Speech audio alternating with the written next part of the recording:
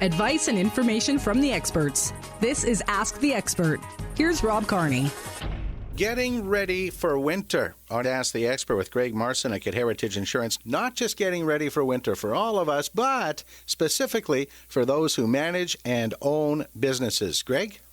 That's correct, Robin. Some of these things that I'm going to go over actually does apply to homeowners as well, but we do have a checklist put together, and you're more than welcome to get onto our website and check it out. But first and foremost, you should actually review your insurance coverages and make sure the policy is going to protect against winter hazards. Next thing, ensure you have a procedure in place for restoring electrical services and devices.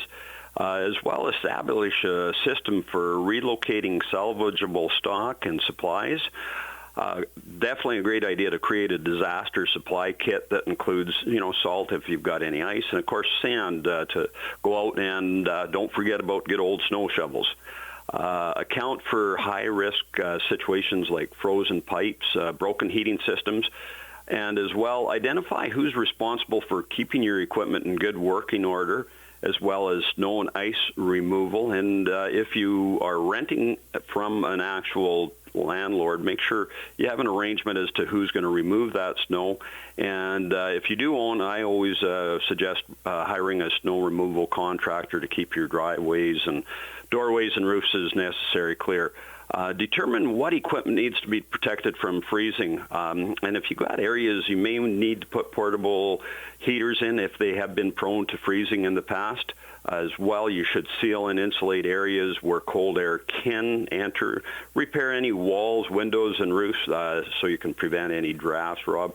As well, ensure that if you do have gutters, make sure they're all clean and clear of debris properly. Take a look at your windows. Make sure they're in good condition. As well, test your cold weather equipment on a regular basis and clean and inspect your boilers as well.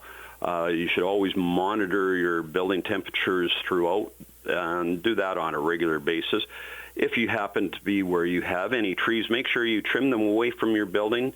As well, it's a good idea to mark fire hydrants just in case they're calling for a lot of snow this year, just so it'll assist firefighters to make sure you can locate those hydrants after a heavy snowstorm. Make sure you have an emergency communication plan in place, not only for your staff, but also for your clients. And review your disaster recovery and business continuity plans. Make sure they're all in order.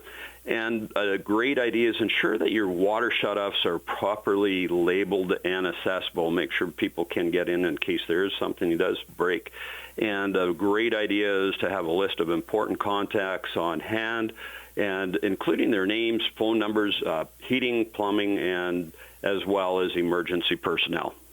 One policy I've been grateful to have just in the course of the past 5 years, Greg, is service line disruption. It is a great form of coverage that's there and is available, and we do recommend that people do take it on because especially come wintertime, the ground freezes and there's going to be water breaks.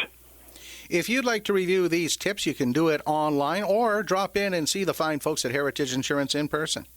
That's correct. Our website is nohassleiinsurance.ca, or come on down on the corner of Fairford and First West. Thanks very much, Greg. Thank you, Rob. This has been Ask the Expert, your source for expert advice and information.